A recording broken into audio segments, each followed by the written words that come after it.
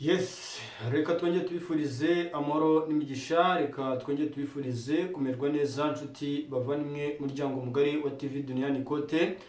Twongeye kugaruka rero aka kanya muri byinshi cyane bidasanzwe utasanga ahandi. Turacyari ku itariki ya 28 z'ukwezi kwa 11 2025.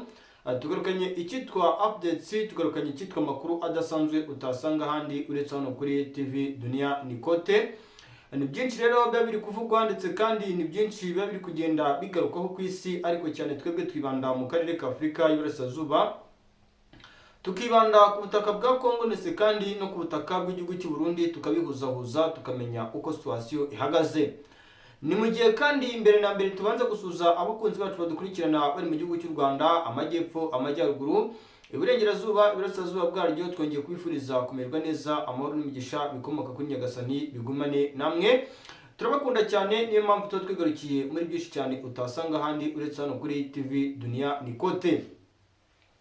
Amakuru rero adasanzwe tugarukanye nayo hano kuri TV Duniani Kote, byinshi cyane tugarukanye nabyo. Turanasuhuza abakunzi bacu badukurikirana mu bihugu byinshi bitandukanye by'abari muri Afurika y'Iburasirazuba, hari abari mu Burundi, Uganda, Tanzania, Kenya, muri Kongo, ni benshi bariyo. Ni mu gihe kandi no hanze Afurika y'Iburasirazuba, hari abari Malawi, hari abari Mozambique, hari abari South Africa, hari abari hanze ya Afurika cyane cyane ku mugabane w'Uburayi, mu Bwongereza, mu Bufaransa, Leta Zunze Ubumwe za Amerika. Inshuti z'akadasohoka zidukurikirana, twongeye kuzifuriza kumerwa neza, amahoro n'imigisha bikomoka kuri Nyagasani bigume mu mitima yanyu, ndetse kandi no muri Aziya mu bice byinshi bitandukanye. Hari abari mu Bushinwa, hari abari muri Katari, muri Omani, badukurikirana uko umunsi ugenda uzaza undi. Niyo mpamvu natwe tuba twigarukiye muri updates zidasanzwe z'amakuru yuje ukuri gushingiye ku kuri, nk'uko biba biri kuvugwa ndetse kandi nk'uko biri kugenda bitangaza. Tuba tugomba kubibagezaho mu budasa bwacu bwihariye, bijyanye n'ubudasa bwacu bwihariye. Rero turaza kwikoza muri Kivu y'Amajyaruguru, tubabwire imisada y'abasirikare ba FARDC bakomeje kuzanwa mu gace kitwa Karushi. Agace rwose kakomeje kuzanwamo abasirikare ba FARDC benshi. Tuze no kumenya intego y'abasirikare kuzanwa Karushi bijyana nuko bivugwa yuko iki gisirikare kandi cya FARDC agasozi kitwa Mpofi n'imisozi yitwa za Taweza na Miyanda n'ahandi hatandukanye, imisozi ya Zaburinga, Byungu, ndetse utibagiye imisozi yegereye hafi ni centre ya Pinga. Ikitwa centre ya Pinga ngo hazanwe imisada y'abasirikare b'abakomando b'uruhande rw'igisirikare cya FARDC, ndetse kandi n'ikitwa umucancuro akomeje kuzanwa muri biriya bice. Nk'uko amakuru ari guturuka muri biriya bice, ibintu bikomeje kugenda bikomera ndetse kandi bikomeje kugenda bizambazamba. Ni FARDC rero ikomeje kuzana abasirikare mu gihe kandi ibice bimwe na bimwe muri Kivu y'Amajyaruguru birimo imirwano, byaba muri Kivu y'Amajyaruguru muri teritwari ya Masisi, teritwari ya Walikale, mu bisozi nka Rubero, ndetse kandi bikanavuga yuko ikitwa ibikorwa bidasanzwe cyane cyane imikwabu ikomeje gukorwa n'umutwe wa 23 mu bice bagenzura bayikomeje, nyuma yo kumenya ko FARDC ikomeje kugenda ikoresha bamwe mu baturage kugira ngo bagire gutya rwose bagerageze gutanga amakuru ku ruhande rwa FARDC bamenye ibyo 23 iri gukora cyangwa se ibyo iri gutegura muri rusange. Turabyinjira rero tubijyane n'ikitwa imikwabu idasanzwe yakorewe mu misozi itandukanye ya za Rubero, agasozi kitwa Kamandi, umusozi witwa Mulo na za Masereke yafashwe ejo bundi, imisozi ya za Limbongo. Imikwabu iracyakomeje nyuma y'uko kandi 23 ikomeje kuvuga iti mu gihe twaba twirengagije cyane yuko FARDC iri kugenda ikoresha bamwe mu baturage mu kudutata cyangwa se mu kugerageza gutanga amakuru ibyo turi gukora cyangwa turi gutegura, ibi bintu bishobora kuba byaduteza ikibazo cyangwa se bikadukira no mu kaga gakomeye ukurikije uburyo ki situation ihagaze. Nibyo kandi nanone ibi byose turaza kubihuza n'ibiri gukorwa n'uyu mutwe mu mujyi wa Goma. Hari icyahabereye, turaza kubabwira ese niki.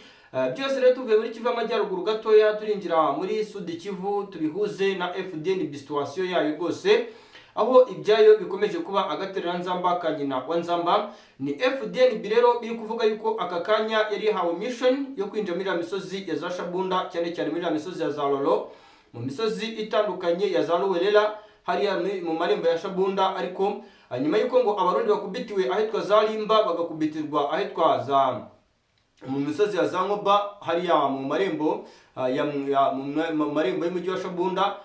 Nyuma yuko abarundi bakomeye kugenda bakubitirwa za Mwenga muri iriya misozi itandukanye ya Zanduba, bagakubitirwa mu misozi itandukanye ya Zangweshe. Ubu ngubu ngo abarundi imisozi myinshi y'Iminembwe bakomeje kwanga kuyerekezamo. Ese Ibi bintu rero biravuga yuko mu gihe abarundi muri mission zabajyanye harimo kwerekeza muri ya misozi ya za Sud Kivu, mu gihe ngo baba bakomeje kugenda banga kwinjira muri biriya bice, biravugwa ndetse kandi biremezwa yuko bishobora kuza guteza ikibazo gikomeye cyane hagati y'imikoranire iri hagati y'igisirikare cy'u Burundi ndetse kandi n'igisirikare cya FARDC, nk'uko amakuru ari guturuka mu gihugu cy'u Burundi. Ibintu byakomeye ndetse kandi byahinduye isura muri rusange. Ibi kandi turabyinjiramo tujyane tukiri ku gisirikare cy'u Burundi. Hari ibyakozwe bamwe mu basirikare bagera kuri 21 b'igisirikare cy'u Burundi bageze gutya rwose ngo batabwa muri yombi. Abasirikare b'Abarundi barashinjwa kugambanira bagenzi babo ku rugamba, nk'uko amakuru ari guturuka hagati muri FARDC ndetse na FDNB abivuga. Abasirikare bagiye ku 21 rero batawe muri yombi bazizwa kugambanira igisirikare cya FARDC. Ibi kandi bibaye nyuma y'uko n'ubundi FARDC iri kuvuga yuko ngo bamwe mu basirikare cyangwa se benshi mu basirikare b'Abarundi ngo bari kugaragarwaho n'ibikorwa by'ubugambanyi bitandukanye. Rero ibi mama 23 ngo yabitangiriyeho ireba buryo iki kibazo ushobora kuza kugikemura nyuma y'uko ibi bintu bikomeje kugenda biteza inkeke cyangwa se ikibazo uko umunsi ugenda uza haza undi. Uvira rero deployment zakamejeje, ni mu gihe kandi hari n'imihanda yafunzwe iva za Uvira yerekeza Bukavu. Ni mu rwego rw'uko ngo igisirikare cy'u Burundi kiri kwanga cyane ko umutwe wa 23 ushobora gukoresha ino mihanda iva Bukavu yerekeza Uvira nk'igikoresho cy'uko ngo bamwe mu basirikare ba 23 baba bakomeje kugenda binjira mu misozi ya za Uvira bavuye za Bukavu, cyane cyane muri misozi ya za Nyangezi, muri misozi ya za Kabare no muri misozi ya za Kamanyura utibagiye mu Mosho, ngo abanga bashobora kuza bagateza akaga cyangwa se ikibazo mu mujyi wa Uvira. Ibi rero biravugwa nyuma y'uko n'undi FARDC, FDNB n'abandi bafatanya ibikorwa bakomeje kwikanga yuko umutwe wa 23 mu gihe gitoya ushobora kuba wagira guke rwose ugahita winjira abitunguranye cyangwa se bigaragarira buri wese muri mujyi wa Uvira. Ndetse kandi iki kikango gitangiye nyuma y'uko 23 imaze iminsi yinjira mu duce twinshi dutandukanye, cyane cyane iriya misozi ya za Kisozi, iriya misozi ya za Ruvunji, Bideka, hamaze iminsi hari imirwano. Ibi kandi bica amarenga yuko uyu mutwe ufite gahunda cyangwa se ufite intego yo kwerekeza ndani ya ndani muri iriya misozi yegereye hariya za misozi yegereye hariya za Sanje ndetse na Remera, kandi bikavuga yuko ino misozi ya za Sanje ndetse na Remera mu gihe yaba yamaze gukurwamo n'umutwe wa 23 biraza kuba igisubizo cyiza kuri uno mutwe, kuko n'ubundi FARDC biravuga yuko uretse kuba iri kudeployinga abasirikare muri Uvira, ariko hari uduce tumwe na tumwe FARDC iri kwirinda kwinjiramo cyangwa se FDNB bari kwirinda kwinjiramo nyuma yo kumenya yuko iriya misozi ya za Remera umutwe wa 23 wamaze kuhashinga amatako. Ni ibintu rero ubona yuko bikomeje kuba ikibazo ndetse kandi bikomeje kwibazwaho na buri muntu wese bibaza bati rero uru rugamba ruraza kumera gute ku ruhande rwa FARDC, niba koko iyi FARDC ikomeje kwinjirirwa, niba koko iyi FARDC urugamba rwamaze kuyobera, niba koko FARDC urugamba rwamaze kuyinanira muri ubu buryo ikaba ikomeje no kwikanga umutwe wa 23 yuko uri kwinjira muri bice. Ikiribuze kuvamo cyangwa se igisubizo cyabyo kiraza kuba ikihe? Ibi rero byabaye ikibazo ndetse kandi byabaye n'ihurizo mu buryo budasanzwe budasubirwaho. Urabona yuko FARDC isa naho yabuze ayicira ndetse kandi yabuze n'ayimira ukurikije uburyo ki mu gihugu cya Repubulika ya Demokarasi ya Kongo ibintu bihagaze. Urugamba rwabaye icyitwa maragasa cyangwa se urugamba rwakomeye cyane, kuko nk'ubu biravugwa ndetse kandi biremezwa yuko hagati y'itariki 15 z'ukwezi kwa 11 prota z'ukwezi kwa 12 aricyo gihe umutwe wa 23 wihaye kugira ngo ubu maze gufata ibi bice. Ariko nanone bikavuga yuko igisirikare cy'u Burundi nacyo gifite intego yuko iyi misozi za Kavimvira bagomba kuyisohokamo mu gihe gitoya, bakaba bakwinjira muri iriya bice byahariya za bakaba bakwinjira muri iriya misozi yahariya za Bukavu bakayekurayo umutwe wa 23 ukurikije uburyo ki situation ihagaze. Bikagaragara yuko rero impamvu igisirikare cy'u Burundi gifitiye ubwoba uno mutwe, kuko uyu mutwe neza cyane ibice uherereyemo ngira ngo urabona za Kamanyura, urabona za Mosho, urabona imisozi ya za Bideka naho za Rungutu, biri kuvuga yuko uyu mutwe amaze kuhashinga amatako. Igisirikare cy'u Burundi kiravuga kiti nubwo dukomeje kurunda abasirikare za Minembwe, nubwo dukomeje kurunda za Uvira, ariko mu gihe twaba dukomeje gusinzira cyangwa kuryama biroroshye cyane yuko uyu mutwe ushobora kudukura mu bice byose duherereyemo tukaza kwisanga amazi yarenze inkombe. Kandi koko ukurikije mapu y'iyi misozi ya Uvira uburyo yestaye cyangwa se uburyo ihagaze, birashoboka cyane yuko rwose uyu mutwe ushobora kuba wagira gutya ukaba wakubita ababaza uruhande rw'igisirikare cya FDNB bivugwa ndetse kandi byemezwa yuko ubu nacyo byagicangacanze. Amakuru ari guturuka mu gisirikare cy'u Burundi nuko ngo igisirikare cy'u Burundi kiri gushakisha buryo ki ubwumvikane buke buri hagati yacyo n'igisirikare cya FARDC, cyane cyane mu basirikare ba FARDC bakomeje gushinza igisirikare cy'u Burundi ubugambanyi barebe yuko byahagarara. Ibi rero nubwo bikomeje kugenda biba mu gihugu cy'u Burundi, haracyavugwa byinshi biri kuvugwa ndetse kandi biri kugenda bigaragara. Nk'ubu igihugu cy'u Burundi hari uwitwa Perezida Evariste Ndayishimiye n'ishyaka rya CNDD-FDD. Ni Perezida Evariste Ndayishimiye wagiye avuga ati njyewe mu gihe naba mfite bamwe mu basirikare b'abagambanyi, mu gihe naba nifite bamwe mu banyepolitiki nakwita abagambanyi bakomeje kugenda bagaragarwaho n'ibikorwa byinshi bitandukanye cyane, akomeje gutekereza cyane by'ubugambanyi, avuga yuko ngo iki kibazo agomba kuzagikemura mu buryo bwa vuba cyangwa se mu gihe cya vuba ukurikije uburyo ki situation ihagaze. Leta rero y'igihugu cy'u Burundi, ishyaka rya CNDD-FDD, Perezida Evariste Ndayishimiye nyuma yo kumenya yuko ngo hari byinshi biri kuvugwa ndetse kandi biri gutekerezwa n'abanyepolitiki bagenzi be, birimo no gushaka guhirika ubutegetsi bwa Perezida Evariste Ndayishimiye.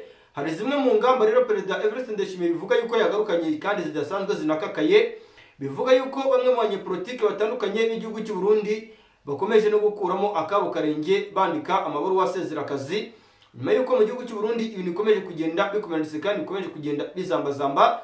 Bikanavuga ko kandi Perezida Evariste Ndayishimiye zimwe mu nyungu zagakwiye kuba zishyigikira ishyaka rya CNDD-FDD cyangwa se Uburundi muri rusange zigira mu mufuka wa Perezida Evariste Ndayishimiye. Aha bishingirwa ngo ku bushakashatsi bwagiye bukorwa ku mitungo myinshi uyu mugabo atunze, higanjemo amahoteli n'akatari amahoteli, higanjemo business nyinshi zitandukanye abarirwa mu mamiliyari n'amamiliyari y'amadolari, ngo kandi nyamara abaturage b'igihugu cy'u Burundi bakomeje kwicira isazi mu maso. Ibi rero ni ibibazo ubona yuko mu gihugu cy'u Burundi rwose kugira ngo baze kubyikuramo biri buze kugorana cyane cyangwa se biri buze gushoberana. Kandi urabona yuko uko mu gihugu cy'u Burundi ibibazo bikomeje kugenda byongera, uwitwa Perezida Evariste Ndayishimiye atunga agatoki, niko Perezida Evariste Ndayishimiye nawe biri kuvuga yuko ngo akora buri kimwe cyose gishoboka kugira ngo yitunire cyangwa se afate ku gakanu buri muntu wese ushaka kumuvuga nabi. Nyamuneka ibi byose rero nibyo byateje akaga ndetse kandi byateje n'ikibazo benshi bari kwibaza bati rero mu gihugu cy'u Burundi ibintu biraza kurangira gute?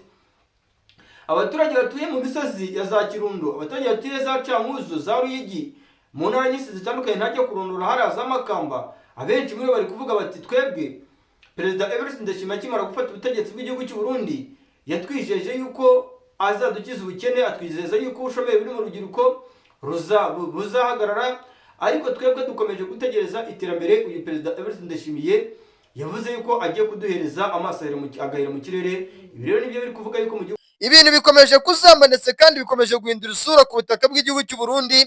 Benshi bari kuvuga bati ibi bintu biraza kwerekeza hehe ko uwitwa Perezida Evariste Ndayishimiye ari guhigwa.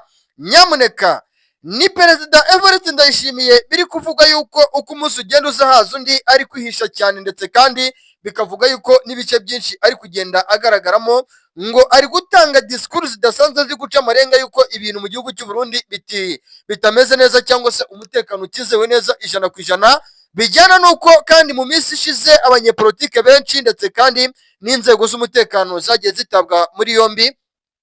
Bikavuga yuko kandi ibi byagizwemo uruhare na Perezida Evariste Ndayishimiye nyuma yuko ibintu mu gihugu cy'u Burundi bikomeje kugenda biba bibi.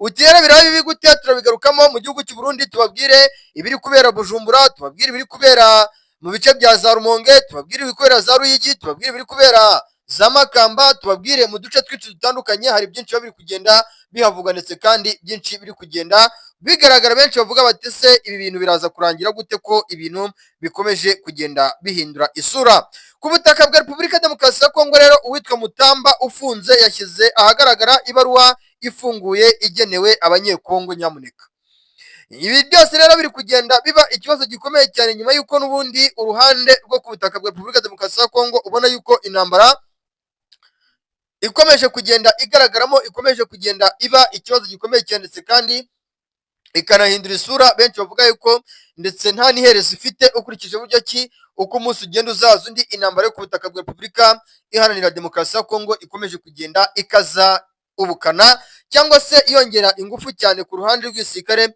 cya FARDC ndetse kandi n'abafatanyabikorwa barimo FDNB bo bari kuvuga yuko bagomba gukomeza guhangana ndetse kandi no guhatana. Ariko benshi baravuga bati se niki kiri gutuma igisirikare cya FARDC, igisirikare cya FDNB, abacancuro bakomeza guhatana n'umutwe wa 23 mu gihe kandi hagati mu gihugu cya Repubulika Demokarasi ya Kongo abaturage benshi cyane cyane abavuga ururimi rw'ikinyarwanda bo muri Kivu y'Amajyaruguru batishimiye ibikorwa biri gukorwa n'igisirikare cya FARDC ndetse kandi n'icyitwa abafatanyabikorwa babo.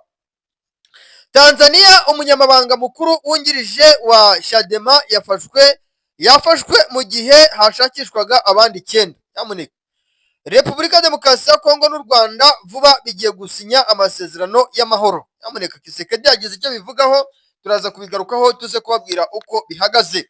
Turaza kwikoza mu misozi y'ahitwa Kitara Kirungu ndetse kandi no mu misozi yegereye Shenge muri Uvira, twikoze Kavimvira, Kawezi, twikoze mu misozi yegereye ahitwa za Kiriba, turazamuka gatoya muri Bukavu tujye mu misozi ya Ruvungi, tujye mu misozi ya Kisozi, tujye hariya za Nyangezi, tujye mu misozi ya Kamanyora, tujye mu Mosho, tujye Kabare, mu bice byinshi bitandukanye byo muri Uvira ndetse kandi na Bukavu, tubabwire uko situation ihagaze. Uruhande rw'igisirikare cya FARDC hari byinshi bari gutegura ndetse kandi no ku ruhande rw'igisirikare cy'intare za Sarambwe by'umwihariko nabo hari byinshi bari gutegura, ariko ku ruhande rw'igisirikare cya FDN bibo rwose igisirikare cy'u Burundi ngo bagarukanye ingufu zidasanzwe ndetse kandi ngo barashaka kugaragaza agaciro ndetse kandi n'imbaraga bifitemo zo guhangana ngo n'icyama cy'intare za Sarambwe. Ukurikije uburyo ki situation ihagaze, ni situation ubona yuko ikomeje kugenda iba mbi ndetse kandi inakomera cyane, aho abaturage bo mu gihugu cy'u Burundi ubona yuko ibintu byabo bari kuvuga batese ino ntambara igihugu cyacu cyagize gutya kikishoramo ibyayo bizarangira ryari, ukabona yuko rwose ibintu bikomeje kuzamba ndetse kandi bikomeje kugenda bikomera cyane uko umunsi ugenda uza haza undi. Ni mu gihe kandi nk'uko bikomeje kugenda bivugwa ku makuru ashingiye ku bikomeje kugenda bigaragara ku butaka bw'igihugu cy'u Burundi, biravuga yuko leta y'igihugu cy'u Burundi yagize gutya rwose ikagira ibyo ivuga ndetse kandi ikagira ibyo yizeza bamwe mu bapfakazi bapfushije abagabo babo ku mirongo imbere ku rugamba ku butaka bwa Kongo, ngira ngo kuva intambara yatangiye muri Kivu y'Amajyaruguru igasatira ibice byo muri Kivu y'Amajyepfo. Biravuga yuko rero abapfakazi bapfushije abagabo babo mu bice byariya muri Kivu ya ruguru, intambara ikaze za Rushuru, ikaze Masisi, ikaze mu misozi ya Rubero, bikavuga yuko aba bose ngo bemerewe agahimbaza muki igihe kirenze amezi 6 na pruta bemerewe indeshyi y'akababaro, ariko igihe kikaba kirenze hafi amezi agera kuri 6 ndetse kandi asatira 8, bivuga yuko nta kintu na gito bigize bahabwa. Ni mu gihe kandi ngo leta ya Kinshasa yo ndetse kandi na leta y'igihugu cy'u Burundi ngo bavuze yuko bari gukora igishoboka bagahuriza hamwe umugambi ukomeye cyane wo gufasha aba bantu bakomeje kugenda bagaragarwaho n'ibikorwa byinshi bitandukanye byihariye ndetse kandi bifite ubudasa bwiganjemo ubudasa bwihariye muri rusange. Ariko nanone bikavuga yuko ku ruhande rw'abasirikare aboherejwe ku butaka bwa Repubulika Demokarasi ya Kongo nabo igisubizo cyabo ngo kikiri gushakishwa cyane, kureba kugena imibare yamwe mu basirikare boherezwa ndetse kandi akajyagenwa uburyo agahimbaza musyi kabo kabageraho mu buryo bwimbitse kandi bweruye uko umunsi ugenda uza haza undi muri rusange. Ibi kandi ndagira ngo tubyinjanemo neza, mbabwize ukuri ko leta y'igihugu cy'u Burundi yo ikiri guhiga cyane abaturage bashinzwa gukorana bya hafi n'umutwe wa Red Tabara. Bikavuga yuko rero iyi Red Tabara ku ikubitiro yamaze no gushyika ku butaka bw'igihugu cy'u Burundi, abaturage b'igihugu cy'u Burundi benshi muri bo bagashinzwa gukorana nayo bya hafi, nk'uko amakuru y'igihugu cy'u Burundi ndetse kandi byinshi biri guturuka ku butaka bw'igihugu cy'u Burundi. Ubona yuko rwose igihugu cy'u Burundi cyugarijwe ndetse kandi kigoberewe cyangwa gikomerewe ukurikije uburyo situation ihagaze. Ni Red Tabara rero bivuga yuko mu misozi myinshi itandukanye ubu yamaze kwashyika. Ni nayo mpamvu kandi abenshi muri bo bakomeza gutabwa muri yombi, bavuga yuko impamvu ikomeye cyane abaturage batuye za Rumonge, abatuye za Kinyinya, abatuye za Gitega, Ruyigi, abaturage batuye za Ngonzi, Kayanza, mu misozi yegereye za Cibitoke, Kirundo, Muyinga, Ngara, mu misozi yegereye ahitwa Cankuzo, mu misozi yegereye ahitwa za Kankonko, no mu misozi yegereye ahitwa za Nyakanazi no mu tundi duce dutandukanye, bakomeje kugenda bafatwa n'imbonerakure ngo zikabarunda mu mamodoka zikabajyana mu magereza atandukanye ku ikubitiro. Ariko bikavuga yuko abaturage bakomeje gufungwa, ni abaturage benshi bashinjwa gukorana bya hafi n'iyi Red Tabara. Ni Red Tabara rero ubona yuko ibyayo rwose bikomeje guteza ikibazo mu gihugu cy'u Burundi, kuko ubu Perezida Evariste Ndayishimiye yatangiye kuzenguruka igihugu cy'u Burundi avuga ati baturage rwose, yemwe mwebwe mutuye za Ruyigi, mwebwe mutuye za Makamba, mwebwe mutuye za Korine Munanira, Korine Rushambiru, mugire gutya muhurize hamwe imbaraga, muhurize hamwe umugambi, dore umwanzi aratwegereye ndetse kandi yamaze kutwinjirira. Ibi bibaye nyuma y'uko abanyamurenge benshi bakomeje gufatwa bashinzwa gukorana bya hafi n'iyo Red Tabara kandi ibimenyetso birenga ibihumbi n'ibihumbagiza Perezida Evariste Ndayishimiye alias Neva akavuga yuko ibi byose yamaze kubimenya nyuma y'uko ngo amakuru y'ubutasi cyane urwego rw'ubutasi CNR rwamaze gushyira hanze amakuru agaragaza yuko ngo mu gihe gitoya Perezida Evariste Ndayishimiye yaba yakorerwa kudeta. Mu minsi ishize ngira ngo uwitwa Evariste Ndayishimiye twagiye tumuvugaho ibintu byinshi, ngende mbabwira nti igihe gitoya ashobora kuba yakorerwa kudeta, igihe gitoya ashobora kuba yakubitwa hababaza. Mwebwe mubireba nk'ibintu byoroshye, mwebwe mubyumva nk'ibintu byoroshye, ariko bakakanya Perezida Evariste Ndayishimiye ngo abantu barinda mu rugo rwe ngo arabadirisha, ni badirisha kwa badirisha, bikavuga yuko Perezida Evariste Ndayishimiye agerageza kubadirisha abasirikare bamurinze ku manywa, abasirikare bamurinze nijoro, n'abamurinda mu gitondo ngo arabahindura. Bikagaragaza yuko era Perezida Evariste Ndayishimiye uku kubadirisha abasirikare biri kugaragaza yuko rwose Perezida Evariste Ndayishimiye afite ubwoba bukomeye cyane, kandi ubwoba buri guterwa nuko n'ubundi ngo uyu mugabo rwose yamaze kumenya yuko uyu mutwe mu misozi ya za Buriri, mu misozi ya za Matana, mu misozi ya za Makamba, Mabanda, mu gihugu cy'u Burundi, ngo uyu mutwe wamaze kuhagera. Nyamuneka ibi bintu rero ntabwo biri buze gukora mu gihugu cy'u Burundi, njye mbabwisha ukuri rwose.